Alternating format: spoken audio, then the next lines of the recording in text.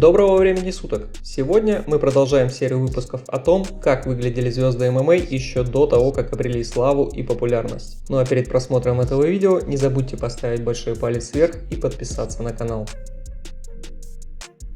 И первый герой нашего сегодняшнего выпуска – бывший чемпион Pride, Strikeforce и легенда смешанных единоборств Дэн Хендерсон. Дэн начинал свой путь в единоборствах с греко-римской борьбы и даже представлял сборную США на Олимпийских играх. Чуть позже, в 1997 году, началась яркая и запоминающаяся карьера Хендерсона в ММА.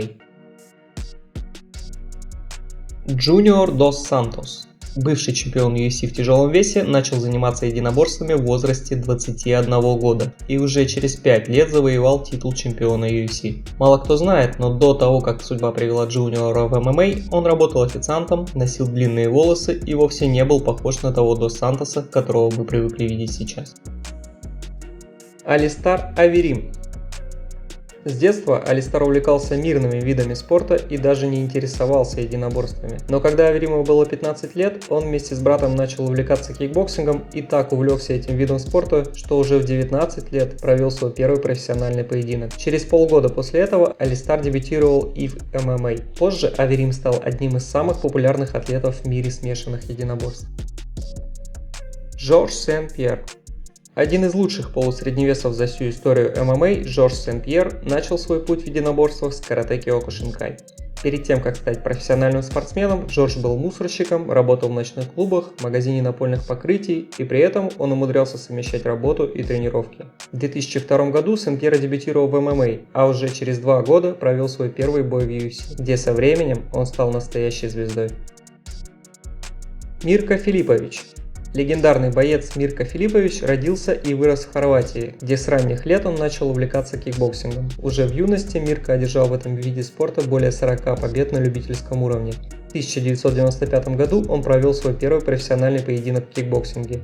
Мирко совмещал с тренировками работу в хорватской полиции, за что позже и получил прозвище Крокоп. В 2001 году Филиппович дебютировал в ММА на одном из местных турниров в Японии. В этой стране Мирко стал настоящей звездой смешанных единоборств и провел, пожалуй, самый яркий период своей карьеры.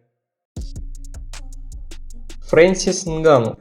Фрэнсис родился и вырос в Камеруне, где жил очень бедно и мог только мечтать о карьере бойца смешанных единоборств. Нгану пытался заниматься боксом в подростковые годы, однако серьезные тренировки начались только в возрасте 25 лет, когда он переехал в Париж. В 27 лет Фрэнсис дебютировал в UFC, где в конечном итоге осуществил свою мечту и стал полноправным чемпионом в тяжелом весе.